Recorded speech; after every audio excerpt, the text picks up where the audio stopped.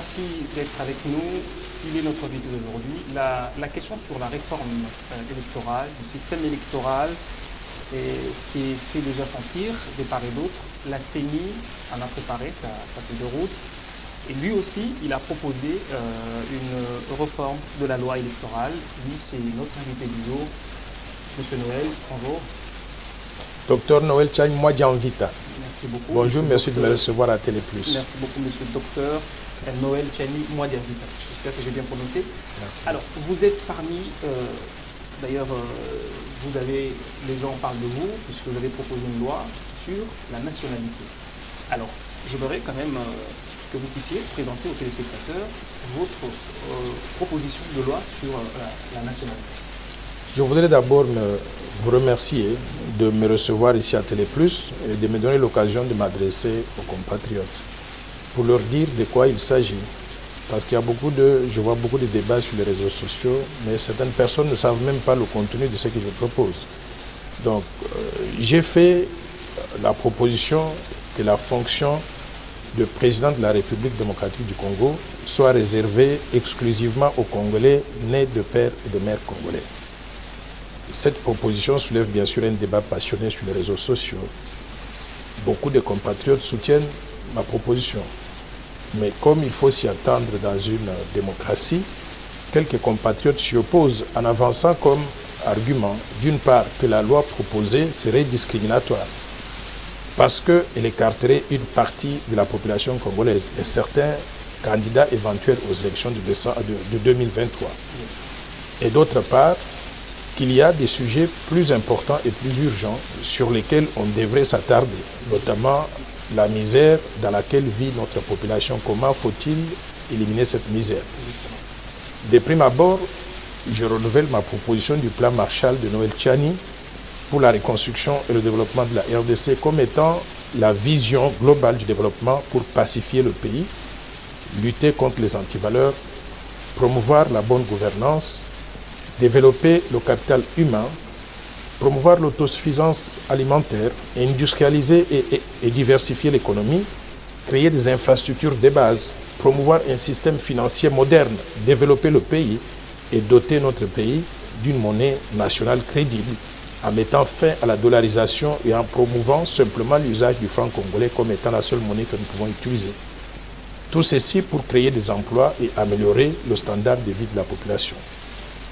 Je tiens à souligner que ma proposition de verrouiller l'accès à la présidence de la République démocratique du Congo est importante parce qu'elle porte sur un aspect crucial de la vie de notre pays, c'est-à-dire l'accession à la plus haute fonction du pays, qui est celle de président de la République. Cette proposition ne porte pas sur les conditions d'acquisition de la nationalité congolaise ou sur les modifications de ces conditions. Ma proposition ne changerait donc rien à la nationalité de ceux qui sont déjà des Congolais. L'article 10 de la Constitution de la République démocratique du Congo est clair au sujet de la nationalité. Cet article stipule ce qui suit, que la nationalité congolaise est une et exclusive. Elle ne peut être détenue concurremment avec aucune autre nationalité. La nationalité congolaise est soit d'origine, soit d'acquisition individuelle. Et est congolais d'origine toute personne appartenant aux groupes ethniques dont les personnes et les territoires constituaient ce qui est devenu le Congo, présentement la République démocratique du Congo, l'indépendance. Une loi organique détermine les conditions de reconnaissance, d'acquisition, de perte ou de recouvrement de la nationalité congolaise. Pour ce qui est de la nationalité congolaise elle-même, je propose que les révisions prochaines de la Constitution de la République démocratique du Congo permettent aux Congolais ayant acquis des nationalités étrangères de recouvrer pleinement la nationalité congolaise d'origine que personne ne doit perdre, étant donné qu'on a le sang congolais, qu'on est né congolais ou mourra congolais. Sur le territoire national, tout Congolais devra se soumettre aux lois congolaises sans aucune possibilité d'invoquer une quelconque protection ou immunité du fait de la détention d'une nationalité étrangère.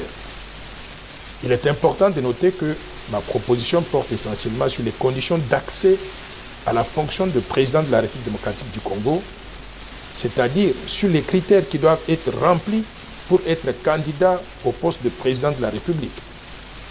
Je voudrais ici souligner aussi qu'il y a des postes qui amènent à la présidence, tels que le président du Sénat, le président de l'Assemblée nationale. Il faut verrouiller ça aussi, parce que on ne peut pas avoir quelqu'un qui ne remplit pas les critères pour être président et qui occupe ce poste-là. Pour le moment, ces critères sont définis par l'article 72 de la Constitution qui stipule ce qui suit.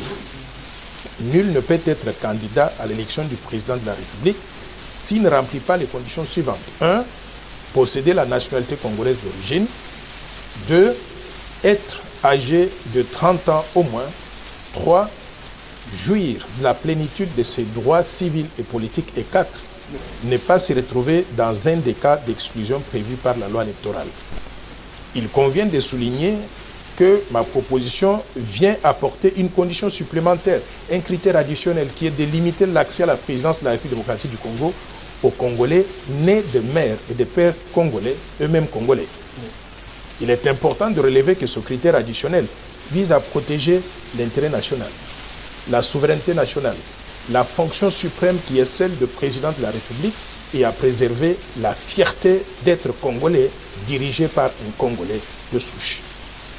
Dans beaucoup de pays comme les États-Unis d'Amérique, il y a des dispositions qui protègent l'intérêt national et qui empêchent n'importe qui d'accéder à la magistrature suprême. Par exemple, aux États-Unis toujours, n'importe quel Américain ne peut pas devenir président des États-Unis. Il faut être né aux États-Unis d'Amérique sur le sol américain comme Barack Obama ou Bill Clinton. Par contre, l'ancien secrétaire d'État Henry Kissinger, l'ancienne secrétaire d'État américaine Madeleine Albright ou l'ancien gouverneur de l'État de Californie Arnold Schwarzenegger, tout en étant tous les trois pleinement des Américains, ne pouvaient prétendre à la fonction de président des États-Unis d'Amérique. Pourquoi? Parce qu'ils ne remplissent pas un des critères fondamentaux pour être président, c'est-à-dire celui d'être né sur le sol américain. Je tiens à préciser que ma proposition est impersonnelle.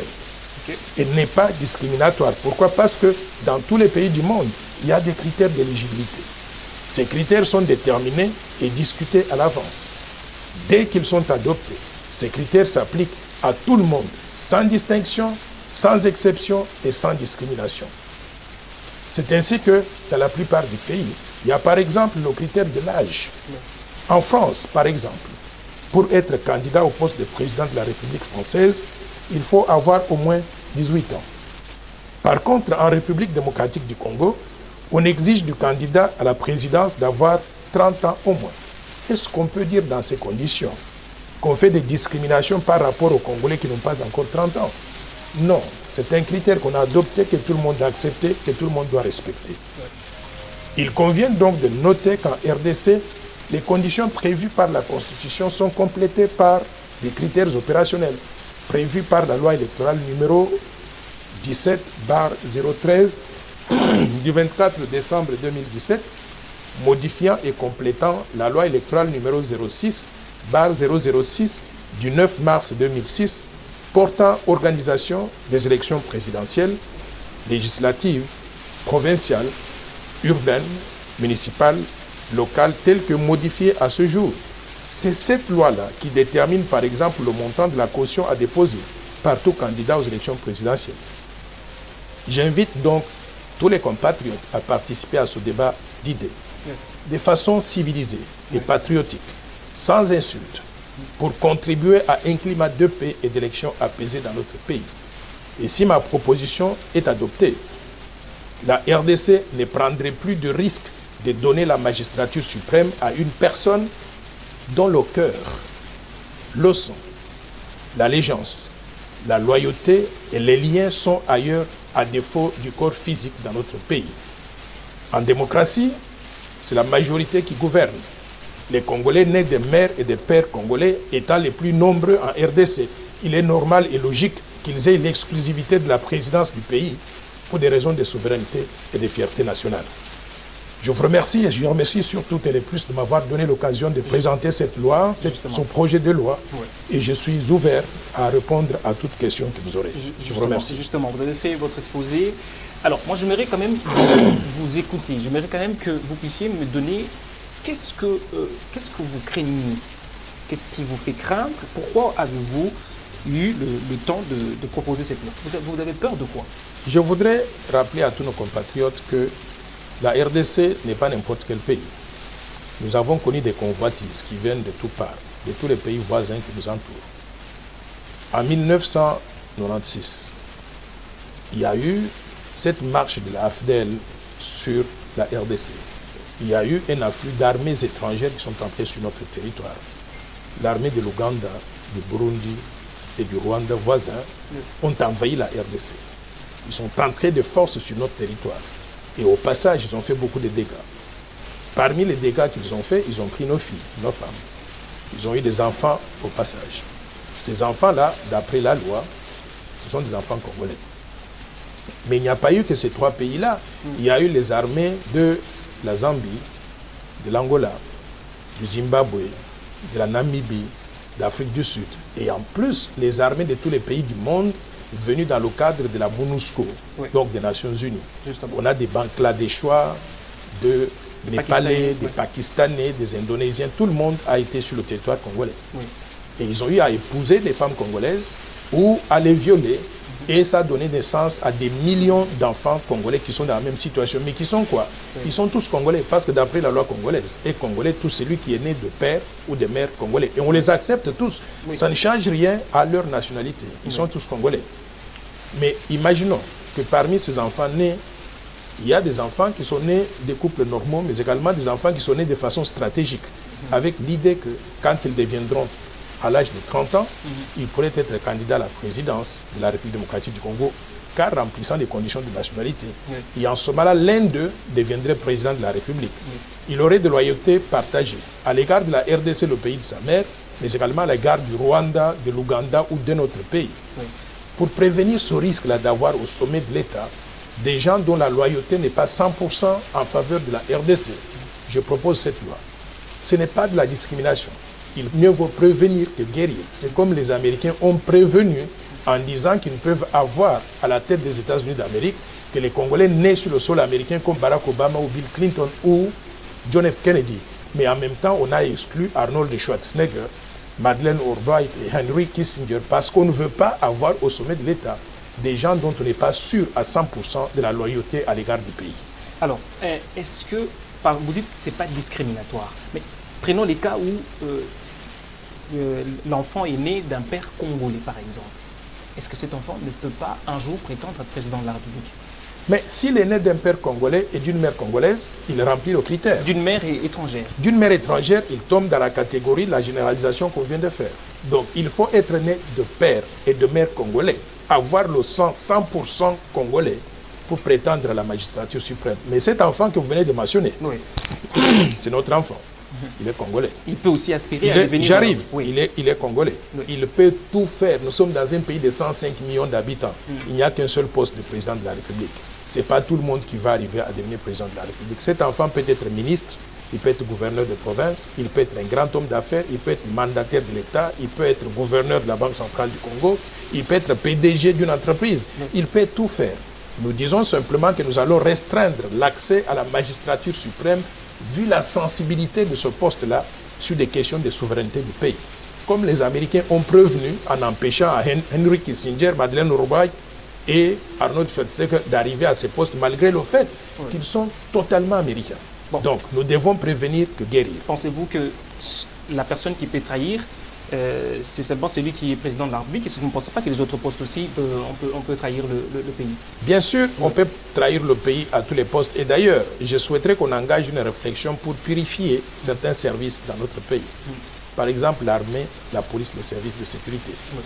Dans ces structures-là qui touchent à la souveraineté du pays, je vois que la guerre à l'Est ne termine pas parce que parmi les militaires, parmi les policiers, les agents de sécurité, il y a des complices qui sont avec nous le jour et la nuit, ils sont avec le pays voisin. Je souhaiterais qu'on envisage, pas à travers cette loi, mais un mécanisme, soit une autre loi, pour restreindre l'accès à ces fonctions sensibles dans des métiers qui touchent à la souveraineté du pays, à s'assurer que ceux qui sont là-bas sont complètement loyaux à la République démocratique du Congo. Je ne pourrais pas étendre cette loi directement donc à tout le monde dans ce service, mais il faut qu'on trouve un mécanisme, qu'on puisse y penser pour purifier ce service-là, pour qu'on ne puisse pas prendre le risque d'avoir des gens qui sont aujourd'hui la nuit des généraux dans l'armée congolaise et la nuit, pendant la journée, ils sont avec nous et la nuit, ils sont de l'autre côté. Je voudrais invoquer l'exemple d'un individu que vous connaissez, M. Bosco Tanganda. Bosco Tanganda, on nous avait dit qu'il était congolais. Oui. On lui a même donné le grade de général. Il roulait littéralement, il régnait sur les territoires à l'est de la République. Il imposait sa loi là-bas.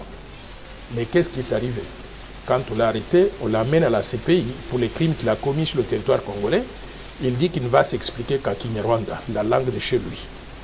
Donc, on a compris finalement que c'était une brebis galeuse, un loup dans la bergerie congolaise, alors qu'il n'appartenait pas là-bas. On a tout plein de gens comme ça. Je souhaiterais que nous puissions purifier ces services-là, les services diplomatiques, par exemple dans les ambassades. Nous devons étoffer ces services-là, des gens qui sont 100% loyaux à la République démocratique du Congo. L'armée, la police, les services de sécurité. Mais tous les autres Congolais, on les accepte, sont les nôtres. Ils peuvent faire les affaires, il n'y a pas que la présidence de la République qu'ils veulent occuper. Donc, c'est ça que je propose. Alors, pourquoi vous proposez votre loi, aujourd'hui? Est-ce que vous viserez des personnes? Pourquoi vous commencez aujourd'hui à proposer ces...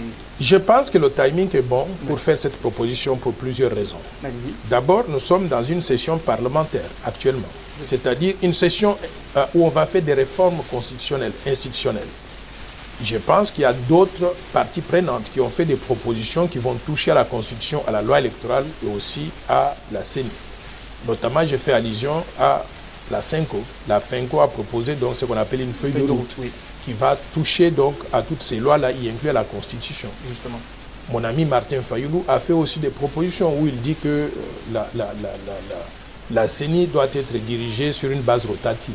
Il y a même des autres qui sont allés, Constant Moutamba par exemple, qui est allé Constant Moutamba, a proposé les noms des personnes qui peuvent occuper le poste de président de la CENI. Voilà, Constant Moutamba, et je dirais, je ferai par extrapolation donc le FCC, parce que Constant Moutamba, il fait partie de ce groupe-là. Oui. Il a fait des propositions aussi. Mais il s'est aligné complètement sur ce que moi je propose.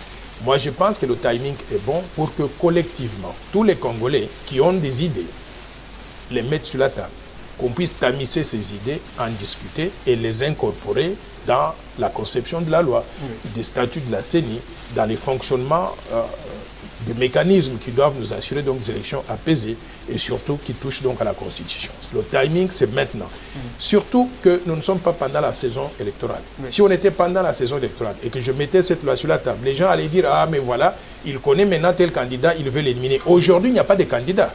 Un seul individu n'est pas candidat à la présidence de la République démocratique du Congo. Des gens ont dit que vous visez, par exemple, Moïse Katumbi et les autres personnes. Ça sont des rigolos qui disent des choses comme ça. Je ne peux pas passer mon temps, moi, à concevoir des propositions, gaspiller mon temps précieux, mon esprit, pour penser à un individu afin de proposer quelque chose comme ça. Je n'ai pas de temps pour ça. Et ceux qui pensent comme ça, ils pensent qu'un individu parmi nous, les 105 millions d'habitants, est plus important que le reste pour qu'on puisse penser à lui. Ce n'est pas comme ça. Nous concevons des lois de façon impersonnelle pour pouvoir créer un climat qui empêcherait à notre pays de prendre des risques inutiles dans le domaine de la souveraineté, dans le domaine de l'intérêt général. Mais je n'ai pas de temps de penser à un individu.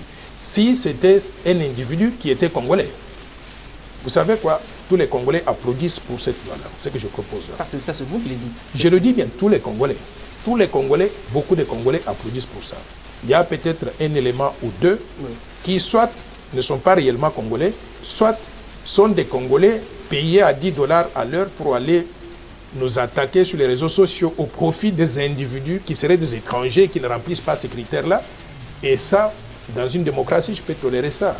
Mais je dis simplement que les débats devaient se faire de façon civilisée. Vous avez vu des vidéos qu'ils ont montées contre moi, basées sur des faussetés rassemblées à gauche, à droite, sans dire même qui a monté la vidéo.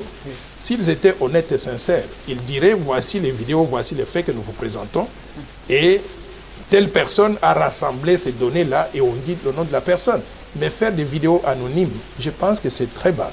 Je voudrais rappeler à mes compatriotes, vous voyez la personne devant vous là, Dr Noël Tchadj, moi j'en vite. Je suis intègre et je suis quelqu'un de haute moralité.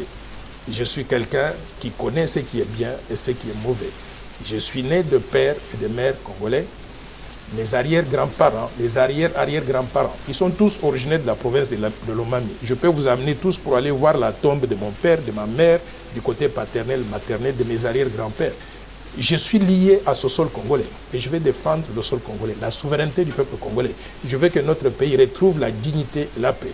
Pour cela, ces projets de loi ne visent personne. Ça vise l'intérêt général et je voudrais que tous les Congolais y adhèrent. Alors, révélez un peu sur, puisque vous insistez beaucoup plus sur le fait que la personne qui doit occuper le poste du président de la République doit être de père et de mère de nationalité congolaise, si je ne m'abuse. Mais est-ce que vous avez aussi des enfants à l'étranger?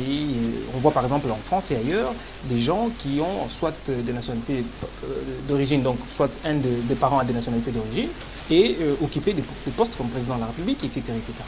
Est-ce que en proposant cette loi, vous n'écartez pas par exemple les têtes congolaises? Est-ce que vous n'écartez pas des gens qui peuvent demain aider le Congo à évoluer? Parce que si vous restez simplement, je termine la question, si vous restez dans le fait que si soit vous êtes pour occuper ce poste, vous devez avoir vos deux parents de nationalité congolaise, est-ce que si par exemple demain le Congo a besoin d'un technocrate, mais que ce technocrate-là, je dis par exemple, l'un des parents n'est pas de nationalité congolaise, est-ce que nous allons le rejeter? Oui, j'ai bien répété que ce que je propose ne change en rien les critères pour être congolais, pour avoir la nationalité congolaise. Et congolais, tout celui qui est né de père ou de mère congolais. Oui. Que vous soyez né au Congo, que vous soyez né en Gandangika, que vous soyez né aux États-Unis ou n'importe où dans le monde, vous êtes congolais à partir du moment où l'un de vos parents est congolais, sinon tous les deux sont congolais. Maintenant, vous êtes, une fois que vous avez la nationalité congolaise, vous pouvez tout faire. Si on a besoin de vous, vous êtes expert en génie civil, on a besoin d'un spécialiste, un technocrate, oui. On aura besoin de vous. Vous venez, c'est votre pays, le pays de votre père ou de votre mère. Vous allez vous mettre au service. Pas le poste de président. J'arrive. Oui. Maintenant, si on dit qu'on a besoin d'un président de la République, le président de la République n'est qu'un seul individu sur les 105 millions d'habitants. Justement. Vous pouvez être assuré, on n'aura pas besoin de quelqu'un qui vient d'ailleurs. Pourquoi? Parce qu'il y a des Congolais ici qui remplissent ces critères-là. Ceux qui peuvent venir de l'extérieur et qui remplissent ces critères sont lesquels? Ce sont des enfants congolais nés à l'étranger, de père et de mère congolais. Okay. Ils sont congolais et ils ont droit à tout, y inclut la présence de la République. Ça, c'est différent. Le critère, c'est être congolais pur, c'est-à-dire congolais de père et de mère. Maintenant, quand vous êtes congolais à 25%, à 28%, à 50%, à 75%, vous ne remplissez pas ce critère-là. Prenons le cas maintenant de ceux qui sont des Congolais, des pères et des mères, mais qui ont acquis d'autres nationalités, par exemple. Est-ce que là aussi, ce n'est pas un problème? Voilà. Là-dessus, je voudrais que le Congo soit réaliste. Nous avons au niveau de l'Assemblée nationale, au niveau du Sénat, au niveau du gouvernement, tout plein de gens qui ont acquis de nationalités étrangères quand ils étaient aux études ou ils travaillaient à l'étranger. Ce sont des nationalités que j'appelle des nationalités de convenance. De convenance, pourquoi? Parce que ces gens-là, dans les sociétés où ils évoluaient, où ils évoluent, ils ont le droit d'avoir des papiers. La nationalité congolaise, enfin étrangère, là, c'est juste un papier. Ils ont le droit d'avoir les papiers pour être en mesure de trouver du travail, nourrir leur famille, gagner de l'argent et envoyer cet argent-là pour soutenir les familles ici au Congo ou faire des projets d'investissement au Congo. Ces gens-là, je veux que nous soyons réalistes. Qu'on reconnaisse que la nationalité congolaise d'origine ne se perd pas. Vous êtes congolais, vous allez rester congolais jusqu'à la mort. Maintenant, si vous prenez la nationalité étrangère, qu'on reconnaisse que vous pouvez avoir une nationalité, deux nationalités, troisième nationalité ou 100 000 nationalités, mais ça ne change rien à la nationalité congolaise. Est-ce que cela ne peut pas influer sur les intérêts, par exemple? Puisque lorsque vous avez acquis l'autre nationalité, mais l'autre nation compte aussi sur vous. Vous n'allez pas dire que les Français, etc., vous n'allez pas, si demain, par exemple, il y avait guerre ici, vous n'allez pas partir, puisque vous avez la double nationalité. On dit ceci, quand vous êtes sur le territoire congolais, nous, on vous reconnaît comme Congolais. Si vous avez la nationalité française et que vous commettez un crime en République démocratique du Congo, on vous arrête, vous n'avez aucune possibilité d'invoquer l'immunité due au fait que vous avez une nationalité étrangère. Donc vous vous mettez 100% au service de la RDC. Et on peut même vous faire signer à tous ces gens-là des papiers où ils s'engagent que tout ce qu'ils doivent faire, c'est dans l'intérêt de la RDC. En cas de conflit d'intérêts, c'est le Congo qui prime. Donc, Ça, ce sont des dispositions qu'on doit prendre. On doit examiner le projet de loi que je propose exactement pour que toutes ces clauses-là soient insérées dedans. Et vous pensez que les gens vont respecter ces clauses, etc., si on y mettait pas? Ils n'ont pas de choix. Pourquoi? Parce que le pays a été trahi par plusieurs personnes dans le passé. Et des personnes qu'on ne pouvait pas penser qu'ils pouvaient trahir. Maintenant, là, nous devons être rigoureux, nous devons être sérieux. Vous ne respectez pas la loi, vous trimballez devant la barre. Ceux qui l'ont trahi, vous pensez que ce sont simplement ces personnes qui ont des nationalités dont Il y a eu des trahisons de toutes parts, des gens qui étaient des étrangers et des gens qui étaient des Congolais. Moi, je ne peux pas faire une loi pour interdire aux étrangers de trahir la RDC. Mais je veux qu'on fasse une loi qui interdit aux Congolais de trahir la RDC. Et si vous trahissez, quelles sont les conséquences? Vous devez être même barré, qu'on vous enlève tous les droits civiques, les droits politiques et qu'on sort pour toujours. Donc, il faut que cette loi-là, pour une fois, puisse montrer au peuple congolais que nous mettons en avant l'intérêt supérieur de la nation et surtout nous mettons en avant la souveraineté nationale. Et que si vous contrevenez à la loi, vous serez puni de façon exemplaire. Alors, nous touchons vers la fin. J'ai voulu vraiment que vous soyez explicite, que vous expliquiez aux téléspectateurs votre proposition, que nos téléspectateurs puissent vous entendre, bien cerner votre proposition. Maintenant, quelle est la suite? Qu'est-ce que vous allez faire? Vous allez déposer votre loi au niveau de l'Assemblée nationale Je suis au niveau de la sensibilisation et comme je vous ai dit tout à l'heure, la mobilisation dehors là, elle est maximale. Je reçois des milliers de coups de fil tous les jours, des députés nationaux, des sénateurs, des citoyens ordinaires, des gens de la diaspora, mais des gens à l'intérieur du Congo qui disent ça là, nous soutenons ça, nous voulons que ça aille de l'avant. Il y a des gens qui veulent même organiser des marches. Je leur ai dit, pour l'instant, patientez. J'ai demandé rendez-vous avec les présidents de l'Assemblée nationale et les présidents du Sénat. Je vais aller partager avec eux déjà à leur niveau pour qu'ils comprennent la quintessence de ce que je propose. Après avoir passé cette étape-là, je voudrais avoir l'occasion de rencontrer les députés. C'est eux qui ont le pouvoir de conception des lois. Je vais leur présenter cela pour qu'ils comprennent la quintessence de ce que je propose, poser des questions pour qu'on ait une compréhension commune de cela. Une fois que nous allons faire cette proposition-là, que nous allons faire cet exercice-là de sensibilisation, il y a certainement des députés qui prendront le devant pour faire un projet de loi à présenter donc à l'Assemblée. Mais moi-même, j'ai un groupe de personnes qui vont se pencher là-dessus, des juristes, qui vont proposer donc un projet de loi. Et nous allons remettre aux députés, quitte à eux de pouvoir en discuter. Et je vais vous dire une chose, qu'il y a deux possibilités pour que cette loi puisse aboutir. La première possibilité, c'est un projet de loi approuvé par l'Assemblée nationale et le Sénat et promulgué par le chef de l'État. Deuxième possibilité, si cela n'est pas possible, c'est de soumettre cette proposition au référendum populaire. Le référendum populaire, c'est-à-dire que chaque individu va se prononcer, vous êtes pour ou vous êtes contre. S'ils sont pour la majorité des gens, et ça deviendra donc une loi qu'on devra promulguer donc au niveau du chef de l'État. Moi, je peux vous assurer, basé sur les réactions. Au niveau référendaire, c'est les prérogatives du chef de l'État qui doit soumettre... Oui, effectivement, oui. On peut faire des pétitions qui vont mettre les autorités en position de n'avoir aucun autre choix que de faire le référendum ou de soumettre ce projet de loi-là.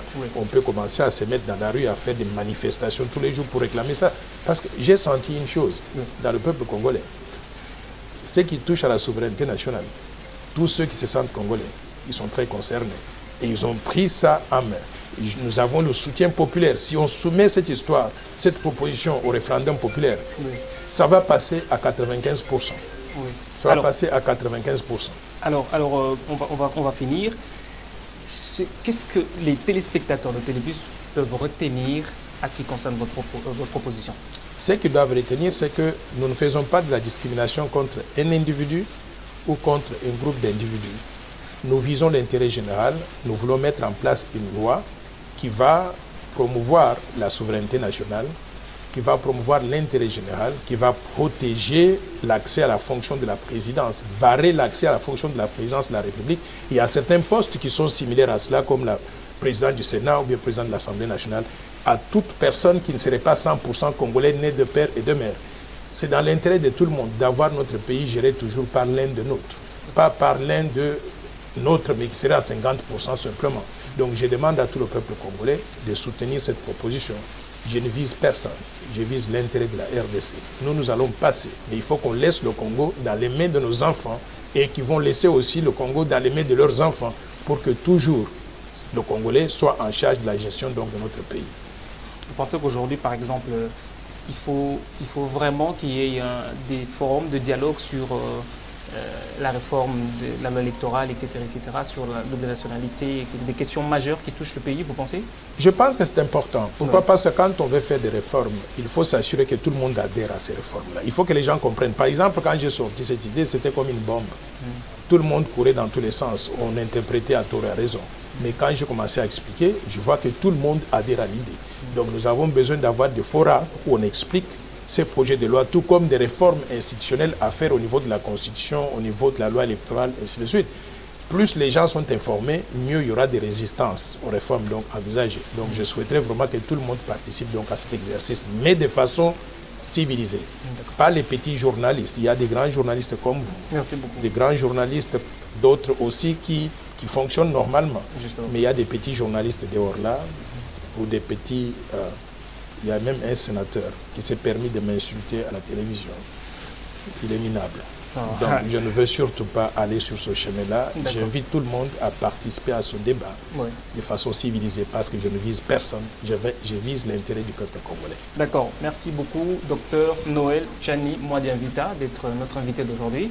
J'espère que nous allons vous recevoir peut-être dans d'autres sujets d'économie, etc., puisque vous avez dit, vous avez beaucoup de propositions de loi, justement. Alors, merci aux téléspectateurs de Télé Plus de nous avoir suivis. On se retrouve à la prochaine avec notre invité. Allez, au revoir.